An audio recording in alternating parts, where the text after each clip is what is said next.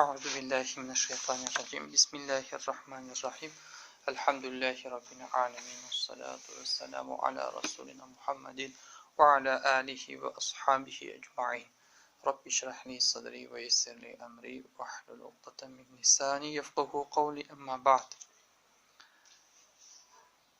Kişiye derste biz maldın manqul, gayru manqul boluğun qarastadıq.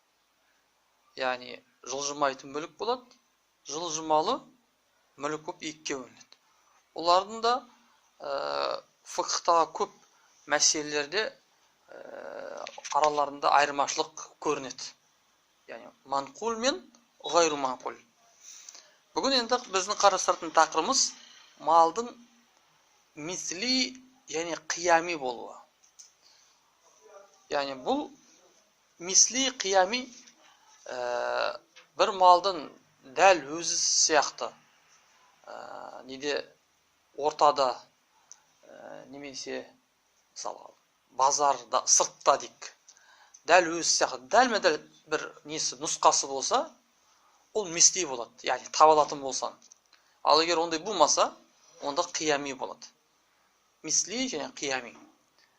Әл-мисли хуа ма юджаду мислиху фи суқ. Мисли деген біріншіден базарда немесе сыртта дейік. Оның дәл өзі сияқтысы мысалы табылады.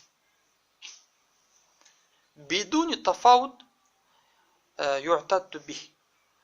Араларында кішкентай болсын бір не болмау керек. Айырмашылық болмау керек.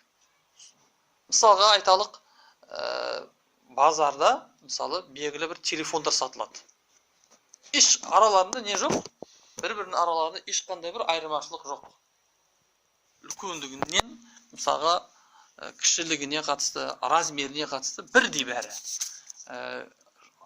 Оны жасаған фирмада белгілі. Бағасы да олардың бәрі несі бірдей.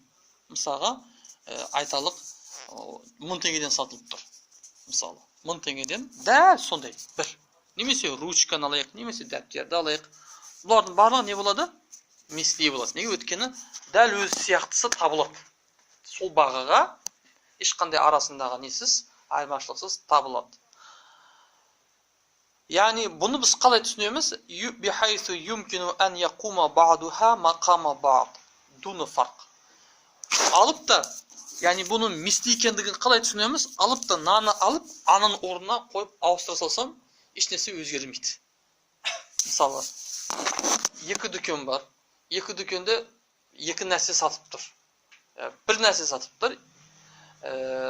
Айталық қалам бір неден маркасы бір, үлкендігі бір, бәрі бір. Ол жерде бұның екеуінің мисли екендігін қалай түсінеміз? Мысалы, екеуі алып та сол дәл сол затты алып та бүйтіп айырбасталса, ешнәрсе кетпейді. Алдымда мен оған наны бердім. Ол маған ананы берді, мысалға. Ешқандай не жоқ. Үстінен мысалы қосып ақша беру деген мәселе жоқ. Бұның біз мисли екендігін түсінеміз. Біреуі екіншісінің орнына не істеп кете береді? Өтіп кете береді, ауысып кете береді. Яғни ауыстырса болады деген. Бұл мисли болады. Бұған мысал беретін болсақ, мислу әл-муқаттар бил-уазн. Килограмдап тартылатын заттарды мысал беруге болады. Мысалға мин нахвил маадин. Не сияқты? Әртүрлі не дейміз оны? Маадин темір сияқты, мысалы мыс сияқты, жердің нелері ше? Жерден шығатын нәрселер, мысалы килограмдап. Мына жерде мысалы кәз-зәһәб уәл-фидда деп жатыр. Алтын, күміс. Біз бұл жерге темір, мыс, жерден шығатын заттарды айтсақ болады.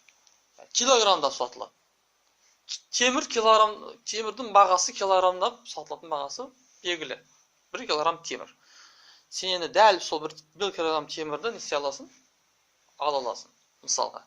Енді темір егер арнайы несі болса, арнайы бір не дейміз? Бір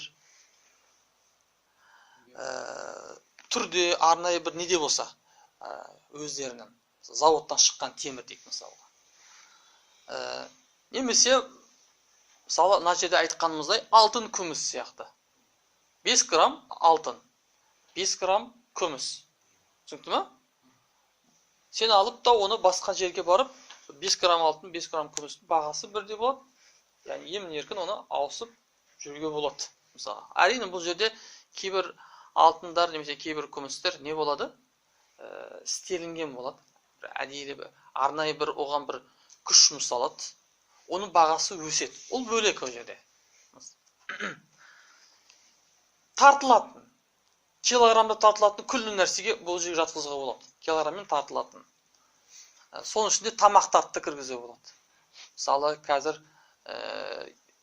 әртүрлі тамақтар, күріш, мынау деген сияқты. Тартылады. 1 килограмм күріш не болады? Ол мисли болады. Сен 1 килограмм күріштің дәл өзін сыртта, рынокта не істей аласың, оны таба аласың. Ол мисли болады, мысалға. Кейл немесе немен, шелекпен немесе қапталатын нәрселер. Оларда мислиге жатады. Калхинта. Мысалы, не сияқты? Бидай сияқты. Оның сияқты қаппен. Арнайы немесе бір ыдыспен есептелетін нелер бар. Бұрынғы кезде бұлар арнайы немен есептелетін еді. Бір өлшеммен, бір арнайы бір ыдысқа салынып, өздерінің нелері бар, сөйтіп сатылатын еді. Бидай, ұн болсын. Қазір кезде бұлардың барлығысы шамамен не болып кеткен? Тартылатын болып кеткен. Килограммен тартылады. Тіпті қаптың өзін сырттан жазып қояды. 25 килограмм немесе 15 килограмм деп жазып қояды. Мысалға. Бұрынғы кезде не істейтін еді? Бұлар арнайы бір ыдыстарға салынып, сөйтіп стандарт болып сатылатын еді. Ыдыспен. Сосын тағы да мислиге, енді бізге мислиге мысал беріп жатыр. Бұл жерде килограммда тартылатын, немесе арнайы бір ыдысқа салынып, сөйтіп сатылатын. Немесе үшіншісі вабил ададил мутақариб. Сандары, яғни өздерінің нелері, әдеттері дейміз ба, немесе таналары дейік. Бір-біріне өте қатты жақын болған. Не сияқты? Кәлбейт, жұмыртқа сияқты. Уәл-джуз, мысалы, орех сияқты, грецкий орех, жаңғақ, немесе банан сияқты. Олар барлық ішіге кіре береді. Неге олардың өткені нелері, өздері шамалас бір-бірімен. Яғни 100 бірдей болады деп айтпаймыз, бірақ шамамен бір-біріне жақын келеді. Сол үшін бұларда мислиге кіреді. Мисли деп وَكَذَلِكَ الْمَصْنُوعَاتِ كَالْأَقْمِشَةِ. Сол сияқты арнайы заводтарда арнайы бір жасалынған мысалы материалдар, бұларда мислиге жатады. Материалдарда мислиге жатады. Енді бұл мисли. Ал-қиями. Қиями деген не? Хуа ма ла юджаду лаху мислун фиссуқ. Біріншіден, ол сондай бір зат, оның мысалы сыртта жоқ. Жоқ та, мысалы, бір-ақ қана зат, басқасы жоқ. Таба алмайсың.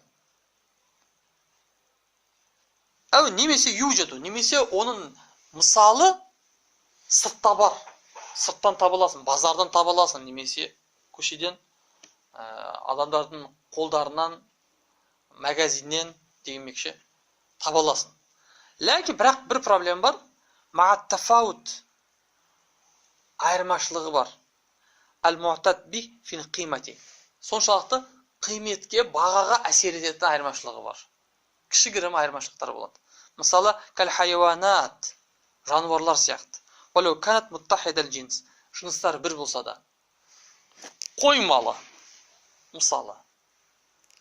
Қарайсың, шамамен сол үлкендікте бір қойды алайыншы дейсің. Бұл мисли бола алмайды. Бұл не болады? Тек қана қиями болады. Яғни сен мысалға бұл жерде қойдың дәл өзін сырттан таба аласың ғой. Қой табуға болады. Осы қойға ұқсас тіпті осы түстегі бір қойды табуға болады. Бірақ сен ол қойды тапқанымен бәрібір де бағаға әсер етеді. Түсінікті ме? Бағасы, кішігірім болсын бір бағада айырмашылық болады. Сол үшін олардың барлығы қиями болады. Қиями. Мисли қиями. Жалпы түсіндік қой, мисли қиями деген сөз мағынасын.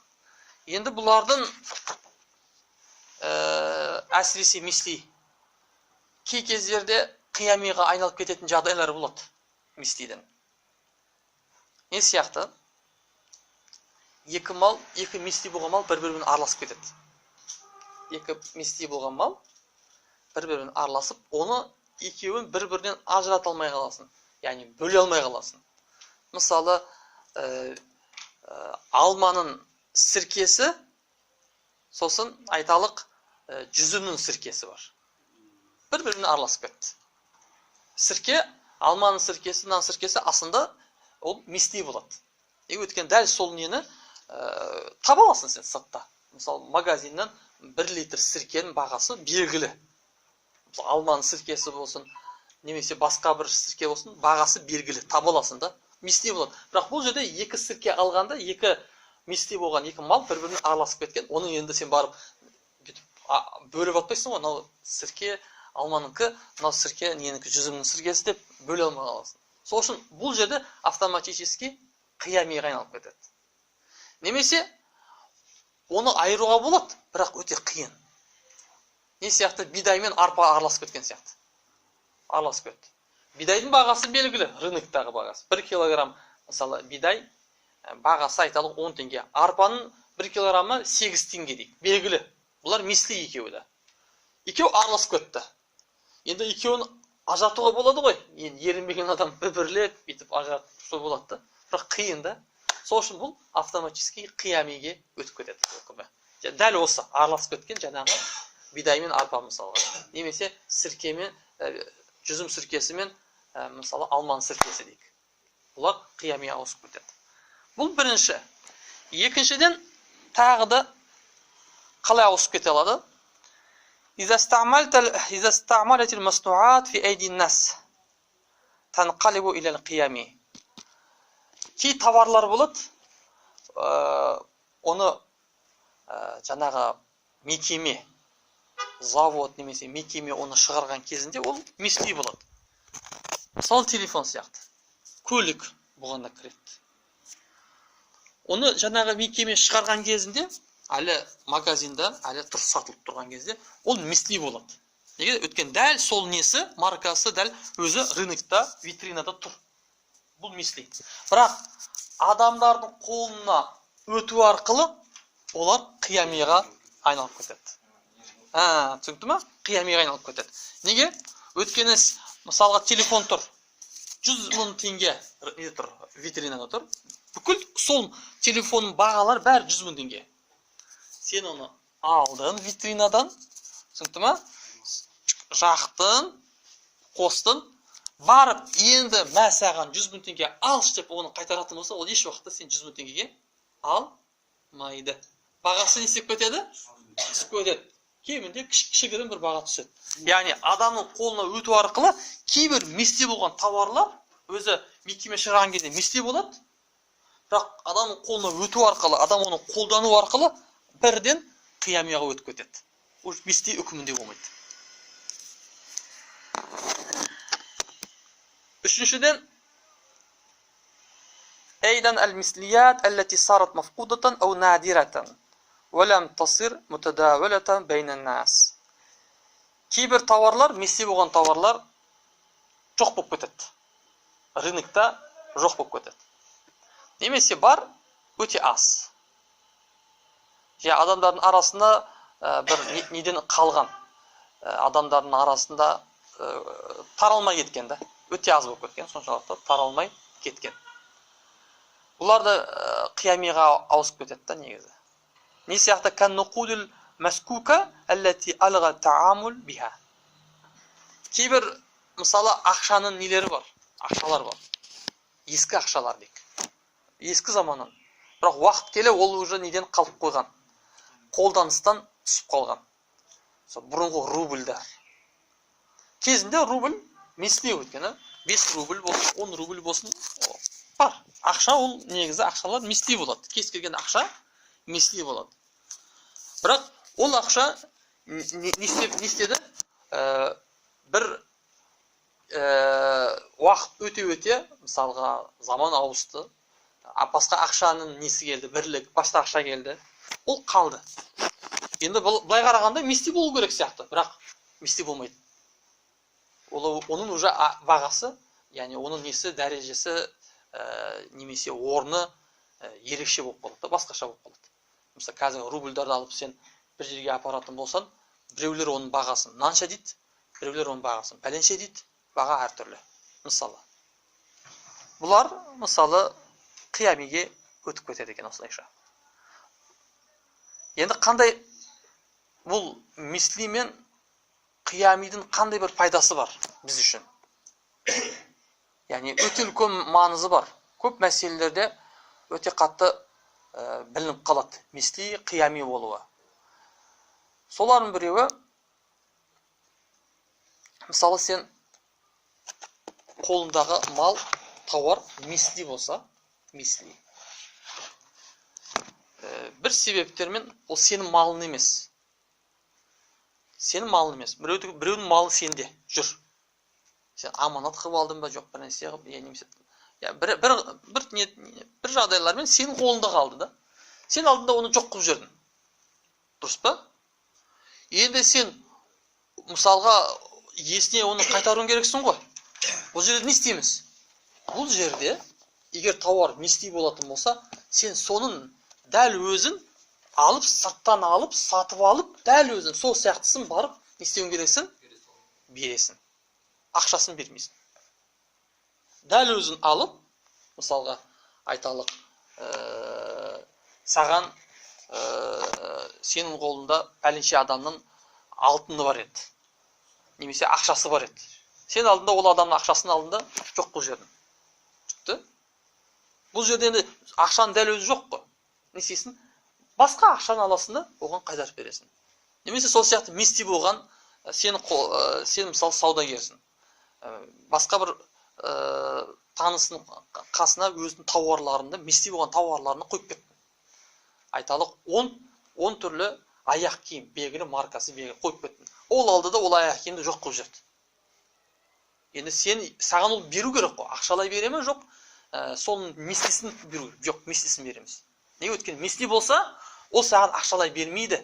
Сол тауарды дәл сол маркасын саған кеп, қанша танасын алған болса, жоқ қылған болса, солша танасын саған әкеп береді. Ал егер тауар қиями болса, ол жоқ болып кететін болса, оның құнын төлейді. Мысалға, айталық, мынау телефон, менің қолымдағы телефон. Мен ол телефонды талай рет қолдандым. Қанша рет қолдандым, әрине бұл алғашқы күндегі бағасында емес. Сол себепті бұл қиями болып қалады. Үкімі қиями болады. Енді бір бауырымыздың қолында жүрді, алды да ол не істеді, жоқ қылды. Енді мен иесі, менің затымды жоқ қылып тұр ғой бұл. Маған не істеу керек? Беру керек. Бұның несін, ақысын төлеу керек. Не істеді? Бұның дәл өзі магазиннен алып беріп шарт па? Магазиннен дәл өзін алып беру шарт емес. Өткенде магазиннен дәл өзін тұрған ол мисли. Ол не істейді? Бұл тауардың бағасын береді. Яғни қарайды, жалпы екінші қолдан, яғни уже не дейді оны бізде? Бұда осы сияқтылардың бағасы қанша? Оны бұ жаңағы айналысатын біледі. Ол айтады саған, бұның бағасы шамамен 30 мың 40 мың осы аралықта болуы мүмкін дейді, осындай заттар. 30 мың 40 мың. Болды. 30 мың 40 мың арасында береді саған. Ақшалай береді. Саған барып дәл осындай магазиннан беруі міндет емес. Түсінікті ме? Сен де талап қыла алмайсың иесі. Сен тек қана одан құнын ғана талап қыла аласың. Ана жағдай міндетті болады. Ана жағдай мисли болса, сен мислисін әкеп беруің керексің. Түсінікті ме? Осындай айырмашылықтар бар. Көп жерде осындай нәрселер білініп қалады. Біреу мысалы не істейді? Бір нәрсесі, біреудің бір затын білдіру болады, қираты болады, еті болады. Анау кісі не істейді? Одан дәл сондайын талап қылады. Ол шариғатсыздық, дұрыс емес. Ол қиями болса, сен оның мислисін ала алмайсың, еш уақытта ала алмайсың. Егер ол өз тарапынан саған сыйлап жатса, оның саған деген бір сыйлығы болады. Арада шарт болмау керек. Сен шарт қоймауың керексің. Сен оған жарайды, оған төлейсің ғой дейді да. Ол алды да барып өзі магазиннан дәл соны затты әкеп саған беріп жатса, жарайды. Ол өз тарапынан не істеген болды? Саған жақсылық қылған болды. Арада шарт қойылмады. Егер шарт қойылатын болса, бұл риба болып кетеді. Бұл жайыз емес.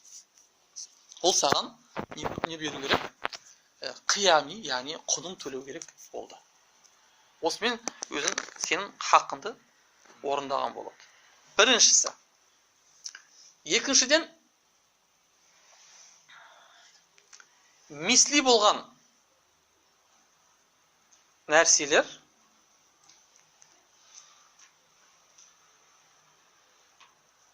олар қарыз болып жазылады. Яғни қарыз бола алады мислилер. Әрине егер оның сипаттары айтылып кетсе, осында сипатта деп.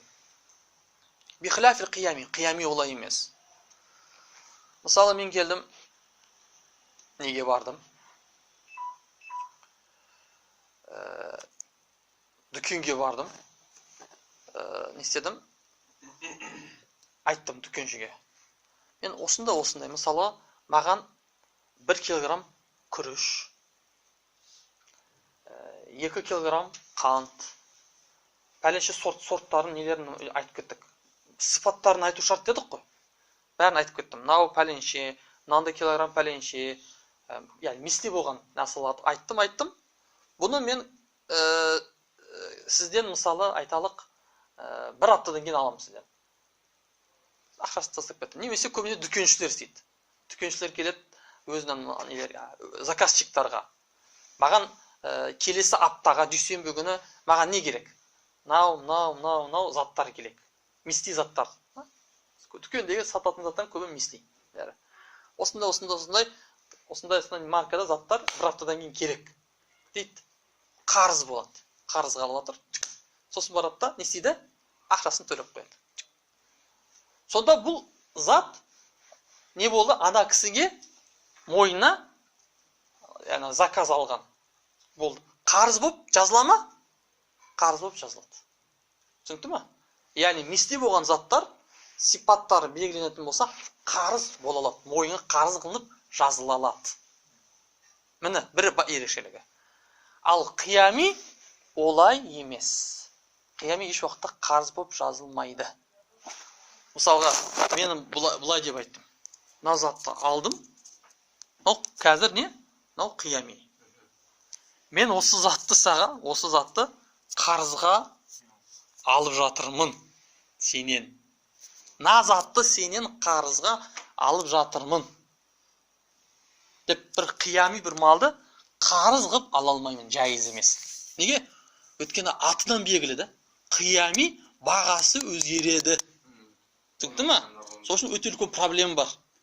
Ал мислидің бағасы өзгермейді, тұрақты. 1 килограмм мысалға не? Ол тұрақты бағасы. Әр дүкенде мысалға өзінің бағалары шамамен тұрақты.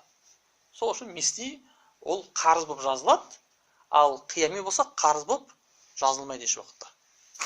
Бұл екінші. Үшінші тағы да жағдай. Риба, екі түрлі риба бар. Риба фадл бар, риба ан-наса. Риба фадл, яғни бір затты бір затқа ауыстырған кезімізде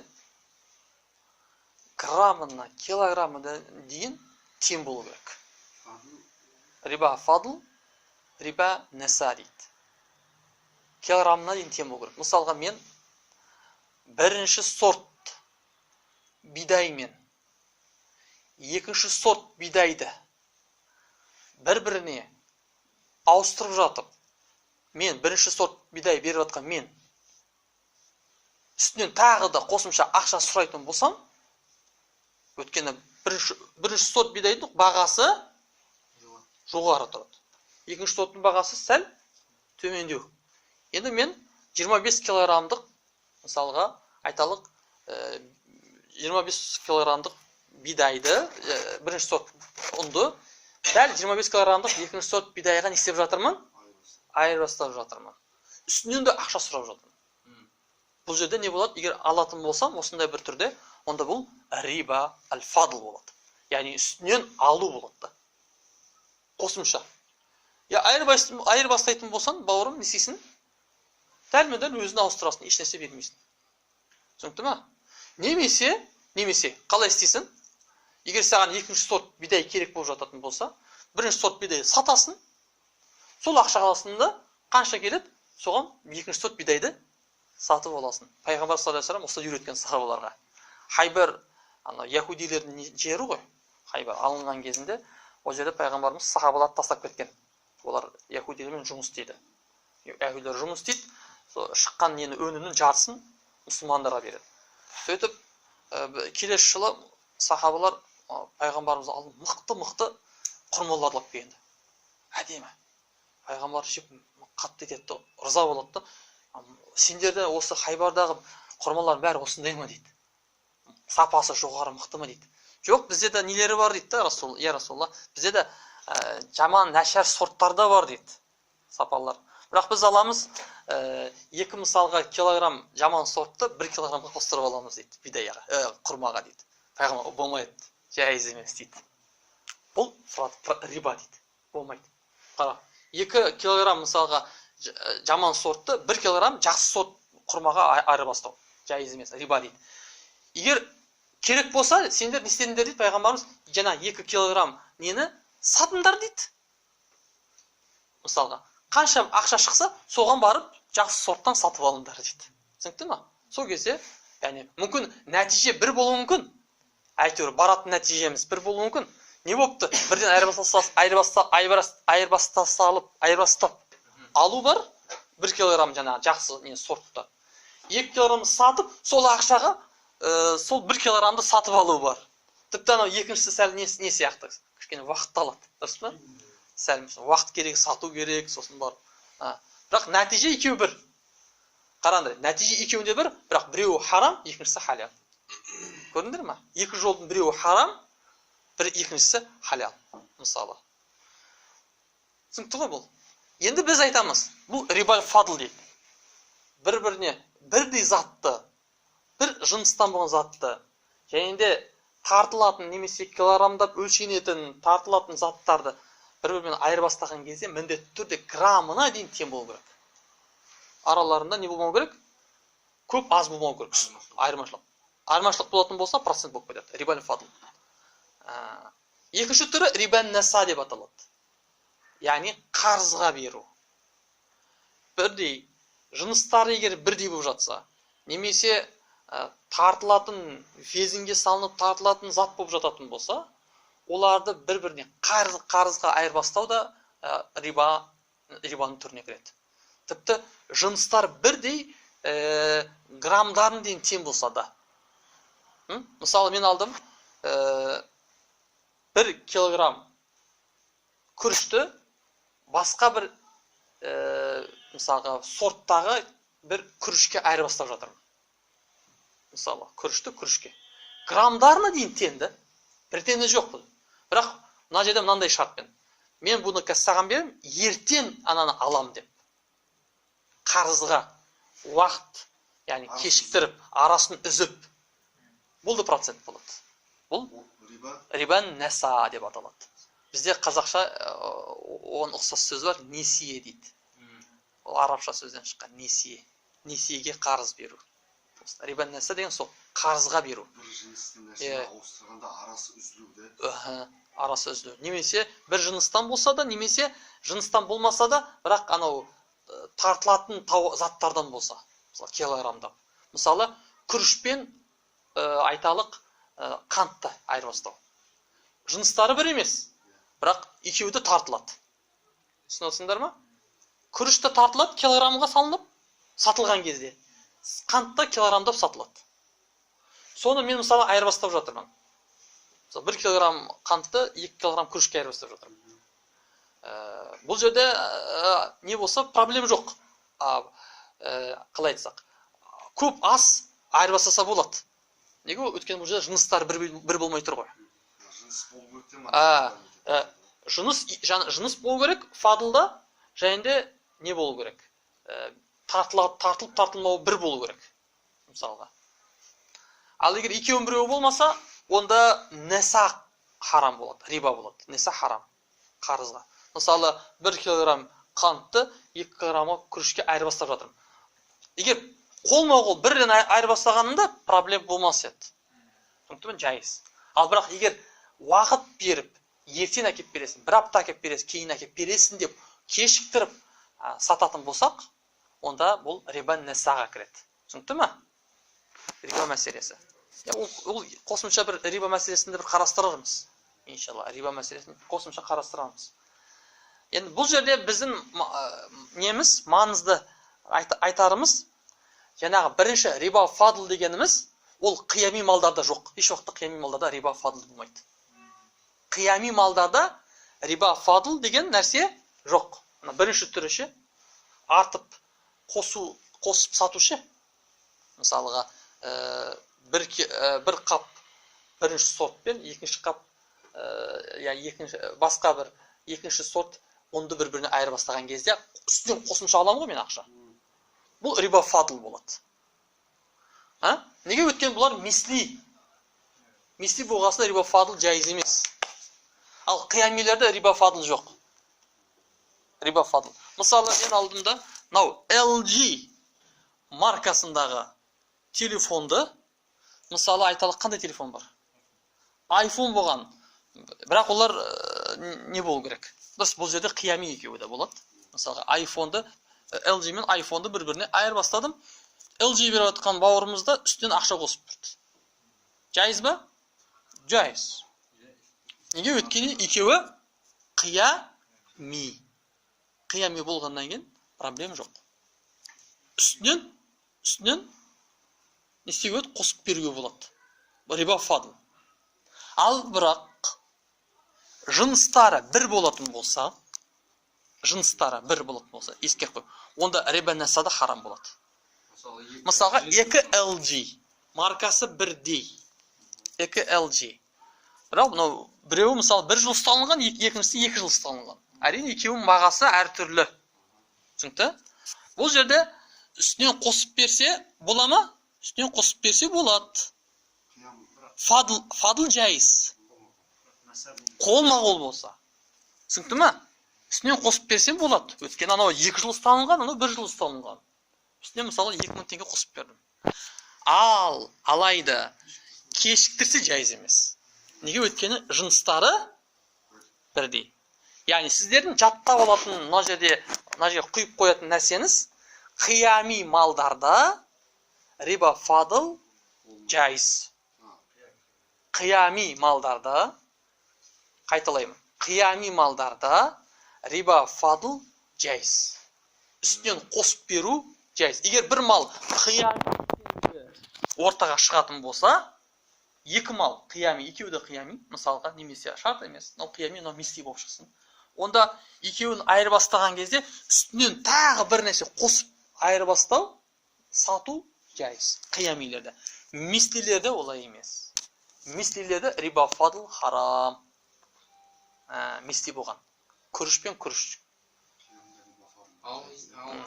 Қиямда риба фадл жайыз. Рибан наса, егер жыныстары бір болатын болса, жайыз емес. Жыныстары бір болатын болса, рибан наса жайыз емес. Жыныстары бір болатын болса. Қиямида. Онда рибан наса да жайыз емес.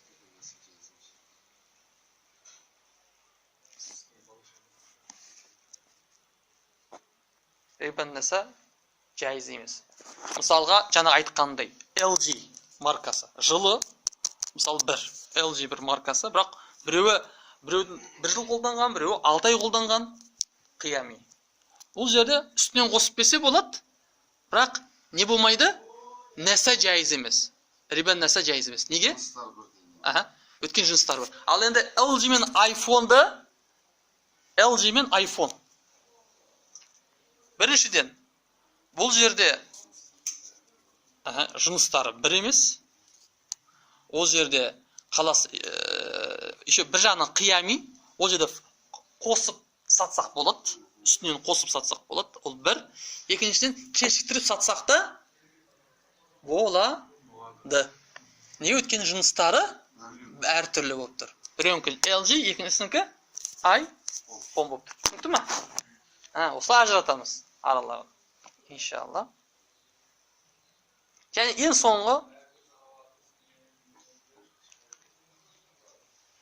соңғысы бұл мисли мен қиямидің арасындағы нелер. Бір мисли зат, қиями болған затқа айырбастылып сатылатын болса, мисли болған зат. Мысалы, не дейік? Мен мысалы бір жер бар. Жерді сатып алғым келеді. Менде бірақ қолымда ақша жоқ. Мен егіншілікпен айналысам. Егінім бар менің. Мен саған келіп тұрмын. Мен бұл жерді алайын.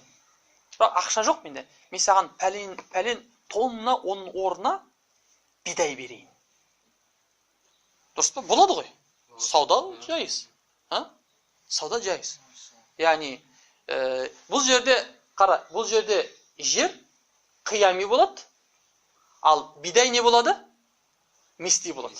Жер қиями болады, ал бидай мисли болады. Мына жерде мисли болған бидай мен қиями болған жер бір-біріне бүйтіп, жаңағында айырбастылған кезінде, онда мисли автоматически ақша үкімінде болады. Соны ұғып алыңыздар. Ақша үкімінде болады. Ол сәмән деп есептеледі фикхта ол. Яғни мисли болған мал, қиями болған малмен айырбасталған кезінде, түсінікті ме? Бартер жасалған кезде. Біреу мисли, екіншісі қиями. Онда мисли болған мал міндетті түрде сәмән, яғни ақша үкімінде болады. Мынау ақша, мынау тауар сияқты. Как будто сен ақша беріп, жер сатып алғандай болып есептелесің. Сол жердің көлеміндегі ақшаға. Иншалла, осы жерде де тоқталайық.